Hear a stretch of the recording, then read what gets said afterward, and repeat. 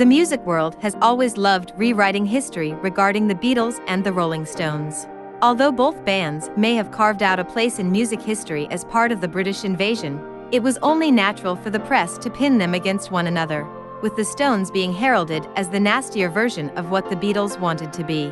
While the bands themselves were typically cordial with each other, Keith Richards remembered John Lennon not mincing words about what he thought of their music.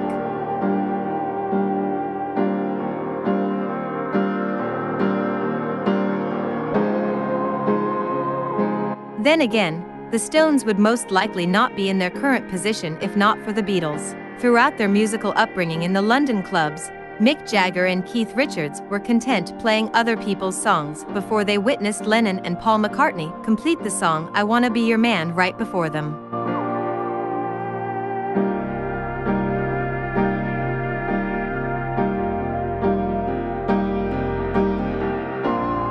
Immediately inspired, Jagger and Richards quickly became a songwriting tour de force, delivering the nastiest rock and roll that the 1960s had to offer, like Satisfaction. Although the girls may have latched onto the massive hooks and the stage persona of Jagger and Richards, Lennon was not impressed by one of the guitar breaks Richards laid down on one of their early classics. Outside of the blues infused hits that the Stones were known for, their first ballad attempts would be hit and miss by the Fab Four's standards. Although Lennon would like the basis of the Stones' material, Richards remembers that he was furious when listening to the song It's All Over Now.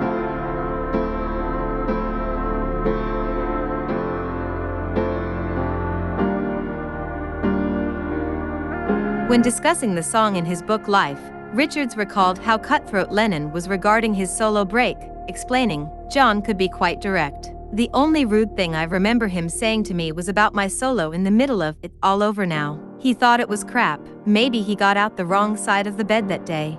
That wouldn't be the last time Lennon would tear the band through the mud.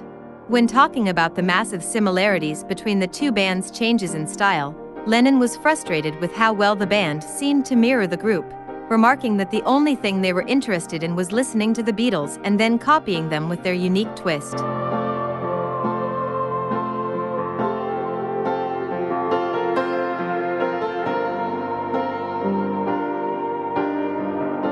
Once the Beatles went kaput, though, the Stones would quickly pick up the mantle as rock's longest-lasting band, including a string of albums that showed them getting back in touch with their bluesy roots like Beggar's Banquet. Even with his wicked tongue, Richards knew that Lennon still had a deep love for what the band did.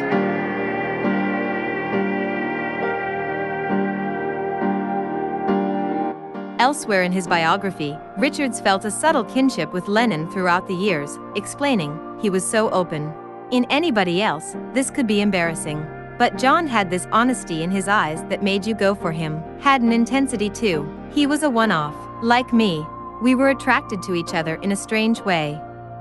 Definitely a two alpha clash to start with.